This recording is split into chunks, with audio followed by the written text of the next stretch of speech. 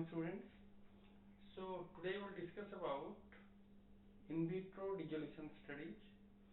So it is when we are discussing about in vitro drug dissolution study, it is related to your bioavailability of the drugs.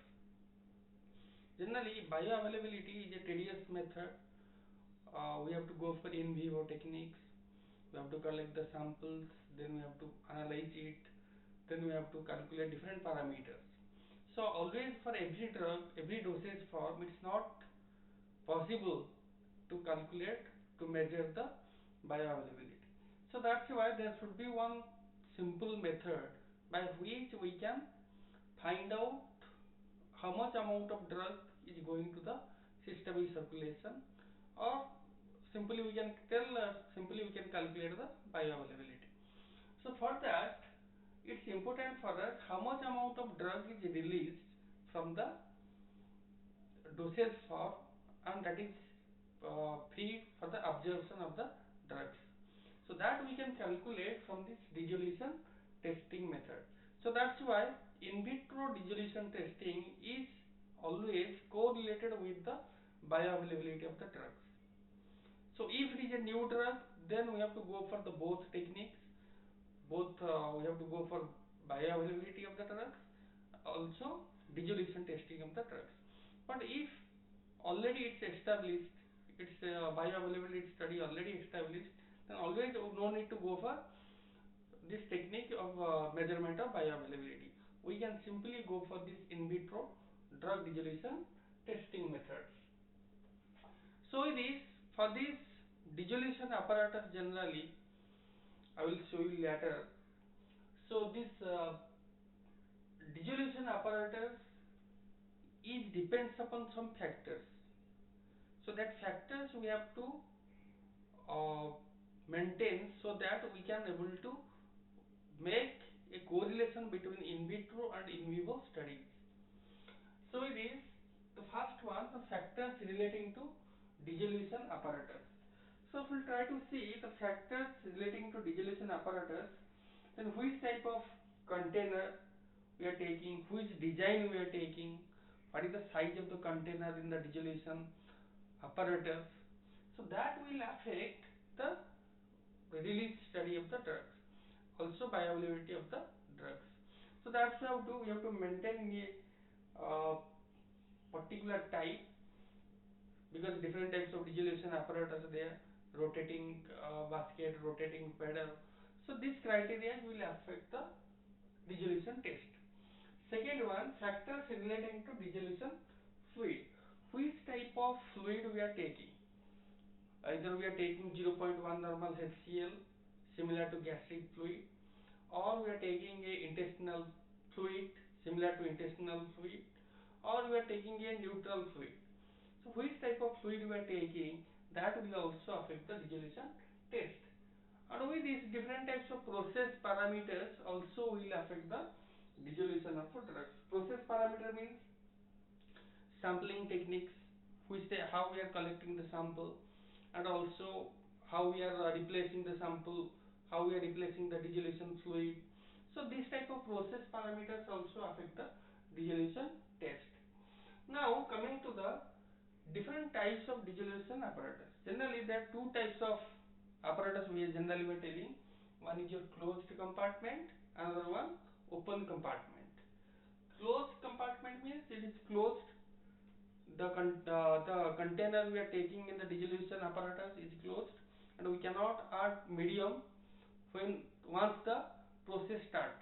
Once the test started, we cannot add more amount of dissolution fluid in that. So that is closed one. And in this, we cannot maintain the sink condition. The problem is we cannot maintain the sink condition. Why we cannot maintain? Because we cannot add the fluid, extra fluid in that. The next one, open compartment, which is a open container in which we can maintain the sink condition. Whatever the requirement later on to add the fluids, we can add in that. Now coming to as per USP, what are the different types of fluid, different types of dissolution apparatus there. So as per USP, there are 7 types of dissolution apparatus there. Simply we are calling apparatus 1, apparatus 2, 3, 4, 5, 6, 7. Apparatus 6, apparatus 7. So, but we are having different types, different designs. So let us see the first one, rotating basket. So I will share you later the diagrams of these all apparatus in the notes. So it is, you try to understand what is rotating basket. Rotating basket means a basket type. Simply you can tell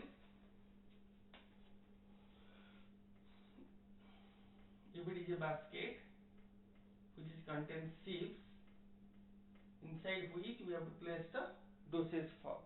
So this is the steering pedal. So the shaft is connected with a basket. Inside that we have to place the dosage form, and that will rotate inside the container.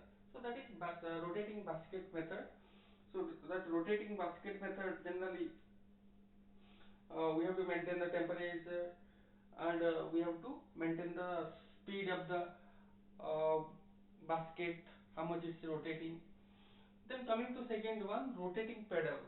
Pedal means it's a similar type your you can tell basket type, but it's not basket, it's only pedal. That means we no need to place the dosage form inside of this pedal, because it's a simple plate. Simply we have to place in the container, but we have to maintain the same temperature, we have to maintain the RPM, all the process parameters will remain same. So that rotating pedal method is known as apparatus 2. Then coming to third one, the reciprocating cylinder. So that reciprocating cylinder method, so it is a flat bottom glass vessel which contains a reciprocating cylinder, and which will be continuously up down movement will get, and this is used particularly for control release beads. For control release beads we are using this type of reciprocating cylinder method. Then coming to fourth one, flow through the cell. It is also consists of a reservoir for a dissolution medium and a pump for a forced circulation of the dissolution fluid. For a forced circulation of the dissolution fluid, we are using a pump and we are using a reservoir. So this is about your 4, apparatus 4. Then coming to apparatus 5, it is a paddle over disc. It is paddle over disc. That means the apparatus generally particularly used for evaluation of transdermal patches. Transdermal patches we are using this type of paddle over disc. This is known as apparatus 5. The next one, cylinder apparatus. So the cylinder apparatus, it is also used particularly for transdermal products. So here instead of basket we are using a stainless type of cylinder. Instead of basket we are using a stainless steel cylinder, and this type of apparatus particularly used for transdermal patches, and this is known as apparatus 6. Then coming to apparatus 7, that's known as reciprocating disc. Reciprocating disc. So this reciprocating disc also used for the evaluation of transdermal products, and also it is used for non-disintegrating control release oral formulation. So those control release formulation which are designed not to disintegrate but slowly release the formulation or drug from the dosage form. So this type of dosage form can be evaluated by using reciprocating disc method apparatus, that is known as apparatus 7.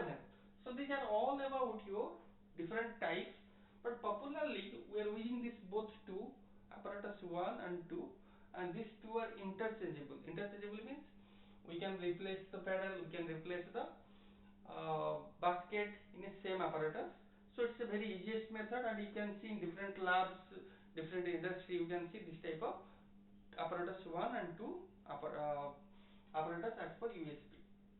So this is all about your in vitro drug dissolution testing. So in the next class we are going to discuss about your in vitro in vivo correlation.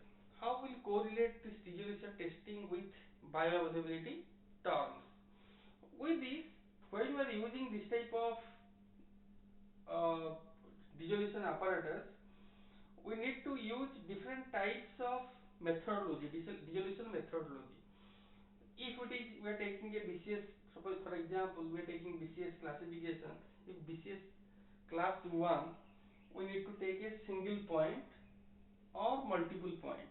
That means we have to take the sample for single point or multiple point, and in this uh, the quantity of drug released should be not less than 85% within 15 minutes.